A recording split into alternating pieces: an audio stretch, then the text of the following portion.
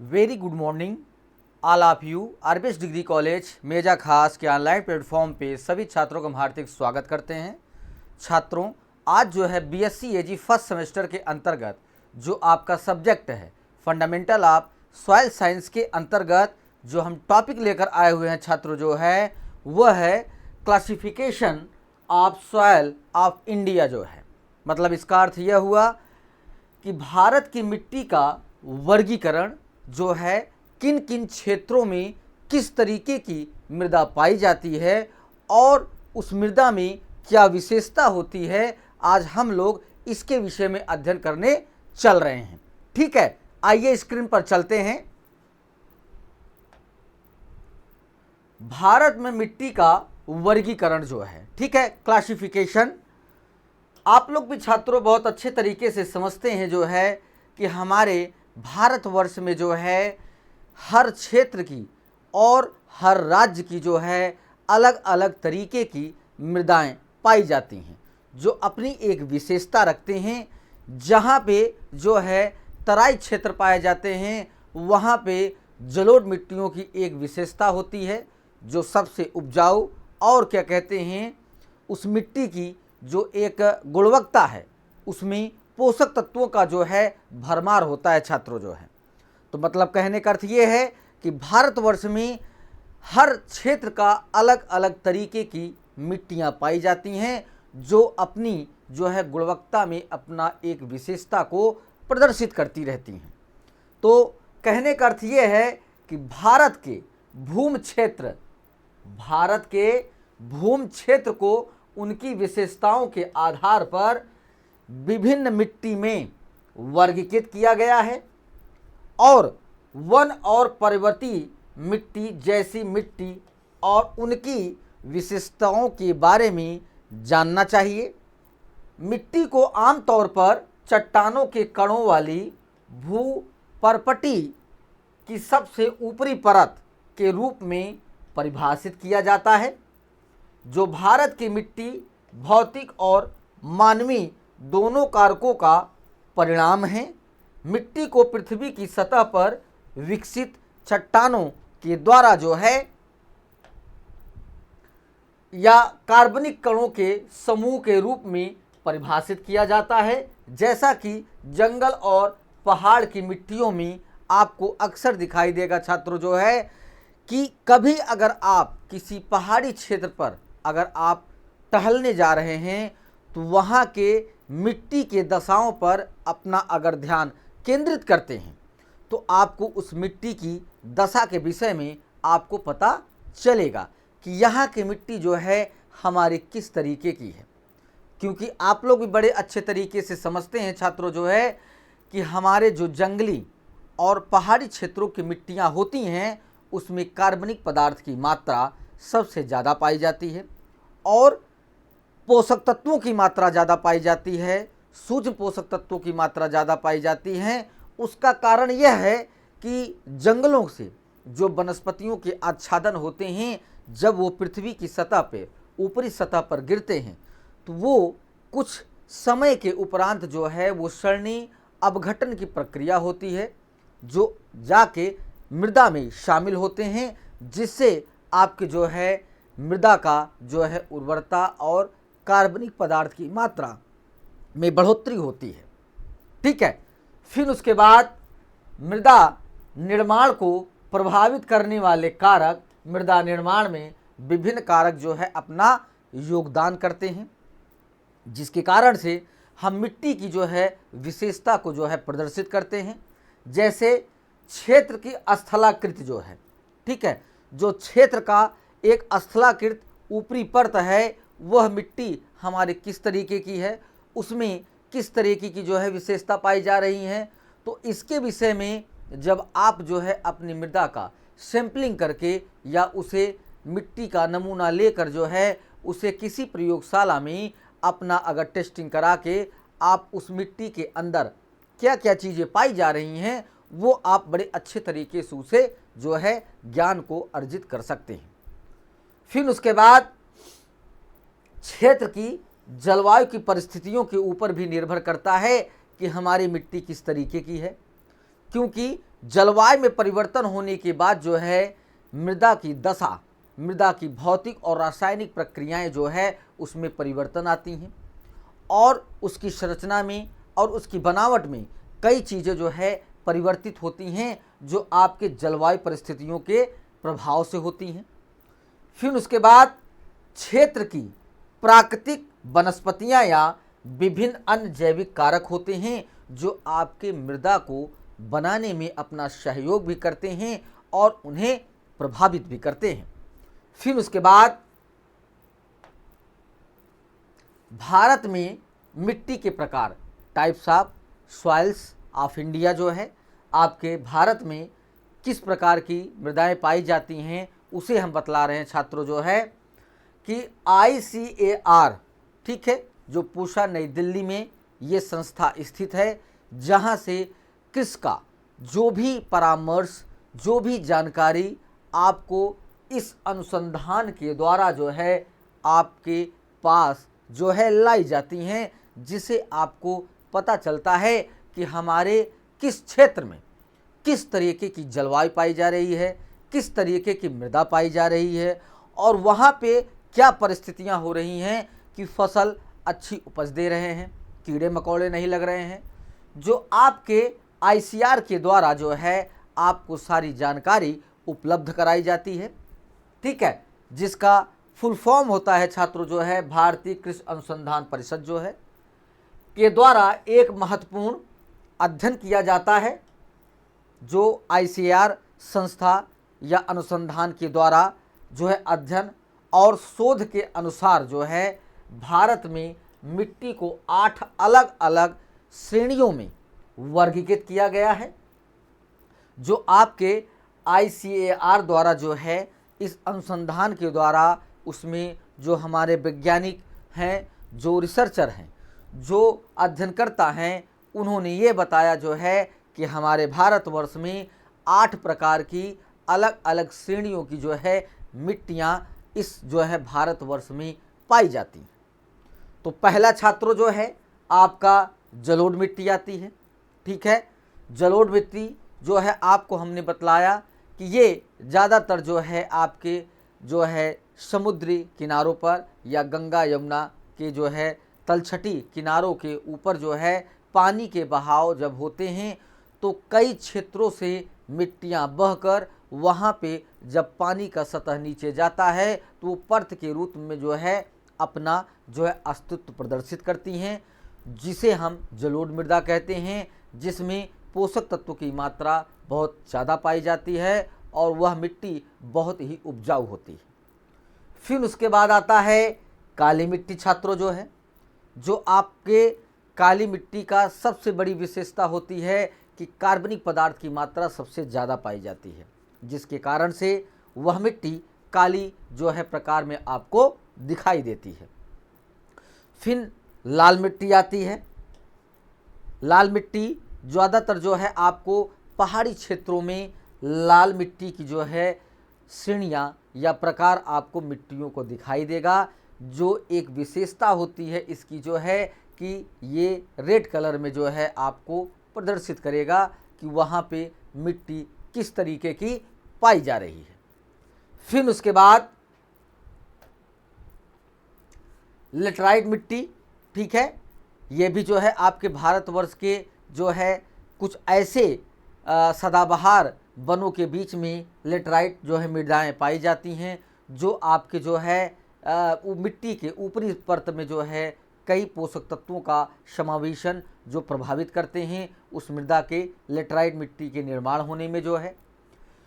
फिर आता है वन एवं पर्वतीय मिट्टी जो है, ठीक है, ये भी एक तरीके से जो है आपके वन और पर्वतीय क्षेत्रों में इस प्रकार की मृदा पाई जाती है, जहाँ पे जंगल क्षेत्र पाए जाते हैं, जैसे मध्य प्रदेश का क्षेत्र है जो पर्वतों का या पहाड़ों का क्षेत्र है, और उसके बाद आप जो है उत्तराखंड जो है जो क्षेत्र है वहाँ पे आपको जो है वन आपको मिलेंगे और जंगल मिलेंगे जो है, जो एक क्या कहते हैं अपनी अलग जो है अस्तित्व को प्रदर्शित करते हैं। फिर उसके बाद रेगिस्तानी मिट्टी जो ज़्यादातर राजस्थान के क्षेत्रों में पाया जाता है। उसके बाद फिर लवणी और क्षारी मिट्टी जो है, ये भी जो है आपके भारतवर्ष में कुछ ऐसे भी क्षेत्र हैं जहाँ पे क्या कहते हैं, क्षारी और अम्लीय मिट्टियाँ जो है आपको प्रदर्शित करती हैं। उसके बाद फिर दलदली मिट्टी आती है, जहाँ पे नमी की मात्रा सबसे ज़्यादा पाई जाती है और वहाँ पे जल निकासी का कोई स्रोत नहीं होता है। वहाँ पे आपके दलदली मिट्टियों का जो है ज़्यादातर आपको जो है प्रदर्शित होंगी, और जो आपके जलवायु परिस्थितियों के अकॉर्डिंग जो है इस प्रकार के मिट्टियों का निर्माण होता है। फिर उसके बाद भारत में मिट्टी का वर्गीकरण जो है, विभिन्न प्रकार के मिट्टी को अनेक स्थान, उर्वरता, खनिज पोषक तत्वों की प्रचुरता, भारतीय भूभाग और कई अन्य कारकों के आधार पर वर्गीकृत और चिन्हित किया जा सकता है। ठीक है, तो पहला हमने बताया आपको छात्रों जो है कि जलोढ़ मिट्टी, इसकी क्या विशेषता है उसे हम बतला रहे हैं कि इस प्रकार की मिट्टी सिंधु गंगा के मैदानी में व्यापक रूप से जो है वितरित रूप में जो है जलोढ़ मिट्टी जो है आपको प्राप्त होती हैं। यह सिंधु, गंगा और ब्रह्मपुत्र नदी के माध्यम से जो है जमा होती रहती हैं परत के रूप में। जो जलोढ़ मिट्टी का सबसे बड़ा एक पहचान का क्या कहते हैं करने की एक प्रक्रिया है, जो ये मृदाएं जलोढ़ मिट्टी जो है ये ज़्यादातर जो है परत के रूप में जमती जाती हैं, जिसे आप अच्छे तरीके से पहचान सकते हैं। फिर उसके बाद जलोढ़ मिट्टी हमारे देश के कुल भूमि क्षेत्र का लगभग 40% भाग जो है कवर करता है, जहाँ पे जलोढ़ मिट्टियाँ पाई जाती हैं। पृथ्वी की सतह पर तलछटी के जमाव के कारण इसे आमतौर पर बहुत उपजाऊ जो है माना जाता है। इसमें कार्बनिक पदार्थ, नाइट्रोजन और अन्य अम्ल प्रचुर मात्रा में जो है विद्यमान रहते हैं, शामिल रहते हैं। इस मिट्टी पर जो है चावल, गेहूं, जूट और गन्ना जैसी फसलें जो है अच्छी उपजाऊ तरीके से आप उसे उपजा सकते हैं और अच्छा उत्पादन भी पा सकते हैं। और इस प्रकार की मिट्टी में जो है आपको ज़्यादा रसायन खादों का प्रयोग नहीं करना पड़ेगा जो है, क्योंकि इस मृदा में इतने पर्याप्त जो है पोषक तत्व पाए जाते हैं जो आपके जो है पौधों के लिए जो है पर्याप्त होते हैं। फिर उसके बाद काली मिट्टी आती है छात्रों जो है, इसकी क्या विशेषता है, तो यह मध्य प्रदेश, गुजरात और आंध्र प्रदेश जैसे राज्यों के ढक्कन पठार क्षेत्रों में जो है पाया जाता है, जहाँ पे काली मिट्टियाँ पाई जाती हैं। यह मिट्टी बहुत ही चिपचिपी या गीली मानी जाती है तथा इसमें लौह और मैग्नीशियम जैसी विभिन्न खनिज भी प्रचुर मात्रा में पाए जाते हैं, जो काली मिट्टी की एक विशेषता है छात्रों जो है। इसे काली कपास मिट्टी भी कहा जाता है, क्योंकि कपास इस मिट्टी में सबसे अधिक उगाई जाने वाली जो है फसल होती है। इस मिट्टी में कपास, गेहूं और तिलहन जैसी फसलें भी जो है उगाई जाती हैं, जो आपके काली मिट्टी में जो है अच्छे उत्पादन प्रदान करती हैं किसानों को। फिर उसके बाद इसमें लौह और मैग्नीशियम के खनिज यौगिक जो है ज़्यादातर पाए जाते हैं। फिर आपका आता है लाल मिट्टी छात्रों जो है, यह आमतौर पर दक्षिणी क्षेत्र में तमिलनाडु, प्रायद्वीप और उत्तर में बुंदेलखंड में जो है पाया जाता है, जहाँ पे लाल मिट्टियों का ज़्यादा आपको जो है क्षेत्र दिखाई देगा। ये मिट्टी नाइट्रोजन और फास्फेट पे पर्याप्त रूप से जो है समृद्ध होती हैं। यह देश के दूसरे सबसे बड़े भूभाग क्षेत्र को कवर करता है तथा हमारे देश के कुल भूभाग का 18% जो है लाल मिट्टी जो है कवर करती है छात्रों जो है, जहाँ पे लाल मृदाएं जो है एक तरीके से ऊपरी परत के रूप में प्रदर्शित होती हैं और उस क्षेत्र का विकास हुआ है। फिर उसके बाद इसकी संरचना रेतीली और चिकनी मिट्टी से बनी है तथा इसमें फेरिक ऑक्साइड की उपस्थित है जो मिट्टी को लाल रंग जो है लाल रंग की बनाती है।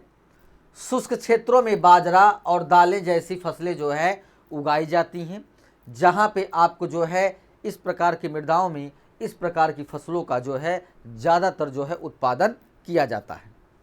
फिर लेटराइट मिट्टी आती है छात्रों जो है। लेटराइट मृदा यह आमतौर पर पश्चिमी घाट क्षेत्र, गोवा, महाराष्ट्र तथा कर्नाटक, उड़ीसा, झारखंड के कुछ क्षेत्रों में जो है पाया जाता है, जहाँ पे लेटराइट जो है मृदाएं जो है उस क्षेत्र में विस्तार रूप से फैली हुई हैं। इसमें लोहा और एल्युमिनियम ऑक्साइड जो है इस मृदा में ज़्यादा पाए जाते हैं। फिर उसके बाद इसकी जल धारण क्षमता बहुत ही मध्यम, मतलब बीच की जो है इसमें जल धारण क्षमता कम पाई जाती है। इस प्रकार की मिट्टी मूंगफली, काजू, काफ़ी और रबड़ की खेती के लिए बहुत ही प्रसिद्ध होती है, जो आपकी लेटराइट मृदाओं में पाई जाती हैं जो है। वन एवं पर्वतीय मिट्टी जो है ये आमतौर पर पहाड़ी पर्वतीय क्षेत्रों में पाए जाते हैं, जहां पूर्वी और पश्चिमी घाट की ढलानों पर वर्षा वनों की पर्याप्त जो है उपलब्धता होती है, जहां पे वन एवं पर्वतीय मिट्टियां पाई जाती हैं। इसमें ह्यूमस प्रचुर मात्रा में होता है, मतलब ह्यूमस की मात्रा ज़्यादा पाई जाती है। मतलब ह्यूमस की मात्रा अगर पाना है तो उसमें कार्बनिक पदार्थ की मात्रा ज़्यादा होगी। जहाँ कार्बनिक पदार्थ की मात्रा ज़्यादा होगी वहाँ पे ह्यूमस की प्रक्रिया सबसे ज़्यादा होनी चाहिए। ठीक है। फिर उसके बाद इसकी बनावट ढलानदार और दोमट होती है तथा यह मिट्टी विभिन्न क्षेत्रों में जलवायु की स्थिति और कार्बनिक पदार्थों के जमाव के आधार पर भिन्न होती हैं।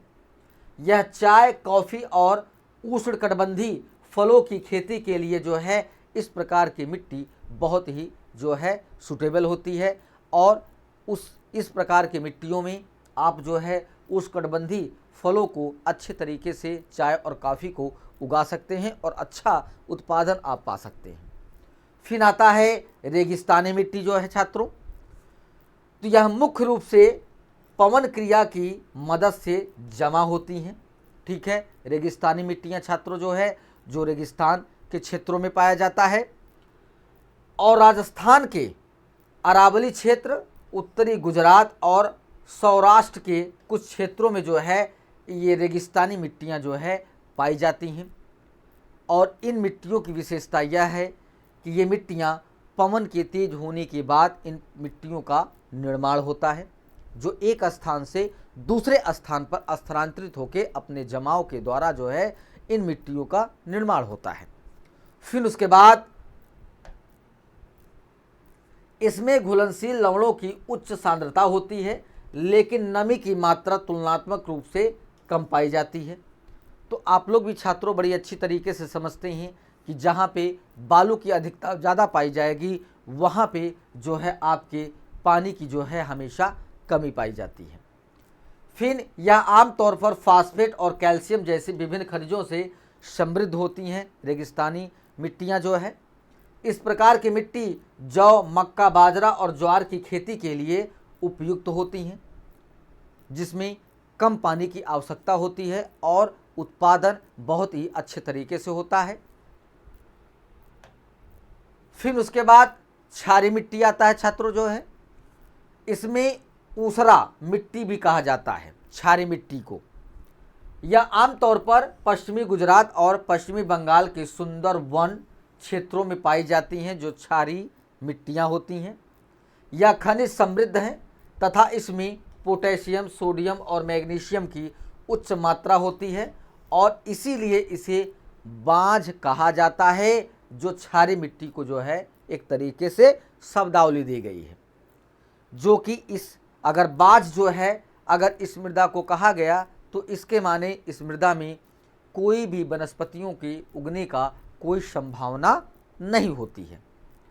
इसमें रेतीली और दोमट मिट्टियों की संरचना होती है। इसमें नाइट्रोजन की कमी होती है तथा समुद्री जल का प्रवेश क्षारीय मिट्टी का मुख्य कारण होता है छात्रों जो है, जो क्षारीय मिट्टियों को प्रदर्शित करता है। फिर उसके बाद दलदली मिट्टी जो है यह डेल्टा क्षेत्रों के पास तथा केरल उत्तराखंड के कुछ जिलों में जो है पाया जाता है। यह कार्बनिक पदार्थों से पर्याप्त रूप से समृद्ध है तथा इसका लवणता अनुपात भी जो है उच्च होता है। मतलब दलदली मिट्टियों में जो है लवणता जो है उच्च तरीके की सांद्रता पाई जाती है। चिकनी मिट्टी और कीचड़ के कारण यह मिट्टी भारी हो जाती है तथा इसमें नमी भी जो है अधिक होती है। यह जूट और चावल की खेती के लिए बहुत ही उपयुक्त मिट्टी होती है जो दलदली मिट्टी में अच्छा उत्पादन देते हैं छात्र जो है। ठीक है, यहाँ पे ये टॉपिक आपका समाप्त होता है। अगली टॉपिक के साथ उपस्थित होंगे। सभी छात्रों को धन्यवाद।